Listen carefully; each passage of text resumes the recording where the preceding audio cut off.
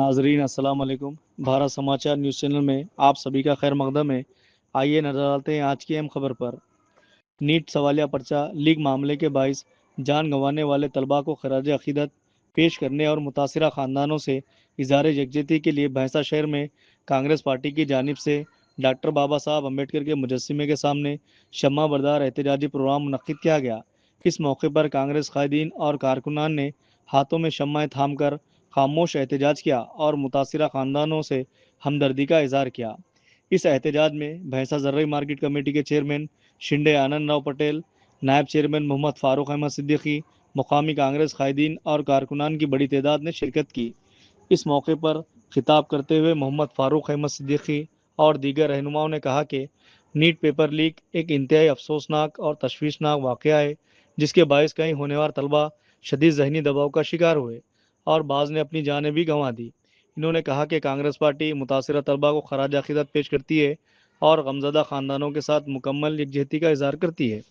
कायदीन ने मरकज़ी हुकूमत से मुतालबा किया कि नीट पेपर लीक के बाइस जान गंवाने वाले तलबा के अहल खाना को फ़ी ख़ानदान 1 करोड़ रुपये का मुआवजा दिया जाए और हर मुतासरा ख़ानदान के एक फ़र्द को सरकारी मुलाजिमत फ़राहम की जाए ताकि इन्हें माली व समाजी तहफ़्फ़ुज़ हासिल हो सके।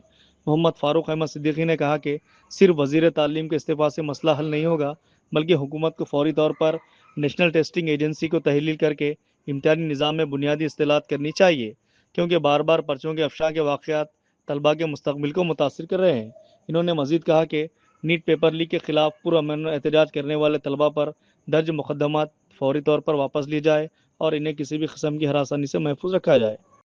कांग्रेस पार्टी भैंसा की तरफ से जो बच्चे नीट पेपर लीक होने के बाद तकरीबन 21 बच्चे जो सुसाइड करे, आज उनके लिए कंडोलेंस के लिए हम लोग यहाँ पर जमा हुए हैं। हम उनको भरपूर खराज अक़ीदत पेश करते हैं और उनके फैमिलीज़ को हमदर्दी, हमारी तरफ से पूरी हमदर्दी है और हम हुकूमत गवर्नमेंट ऑफ इंडिया से मुतालबा करते हैं जो बच्चे 21 स्टूडेंट्स जो नीट पेपर लीक होने की वजह से सुसाइड करे, उनकी फैमिली में से एक आदमी को जॉब मिलना और उनको एक एक बच्चे को 1-1 करोड़ रुपए का कंपनसेशन गवर्नमेंट ऑफ इंडिया देना।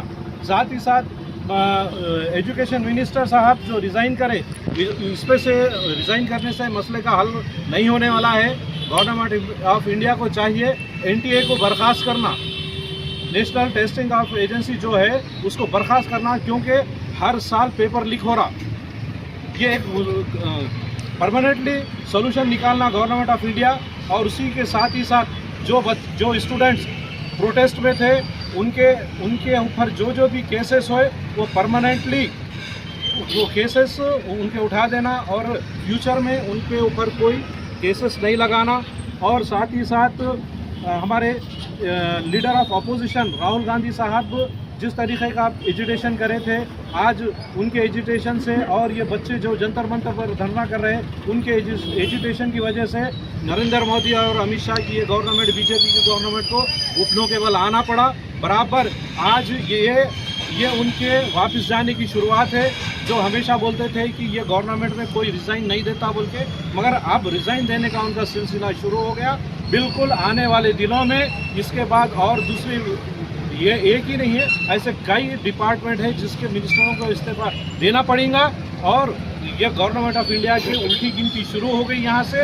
और हम हमारे भैंसा यूनिट की तरफ से, हमारे भैंसा अर्बन रूरल की तरफ से ये बिल्कुल हमारा विठल रेड्डी साहब की क़यादत में हम लोग यहाँ पर आज एक कंडोलेंस मीटिंग करें। इतना कहते हुए मैं अपने दो अल्फाज खत्म करता हूँ।